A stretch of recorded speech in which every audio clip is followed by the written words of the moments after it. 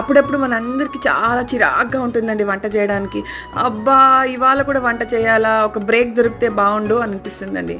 So అందరికీ అలాగే అనిపిస్తుంది, ఈ వంట చేసి చేసి అంత బోర్ కొడుతుంది.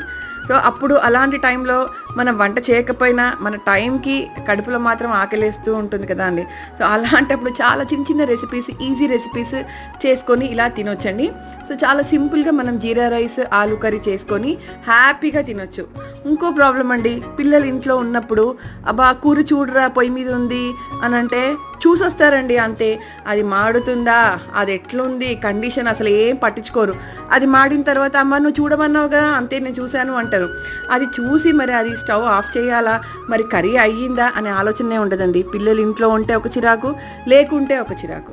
అబ్బా సో అయిపోయిందండి, మన ఆలు కర్రీ కూడా అయిపోయింది. సో మీకు ఈ వీడియో నచ్చితే లైక్ చేయండి, షేర్ చేయండి. అందరికీ ఇదే ప్రాబ్లం అండి ఇళ్ళల్లో.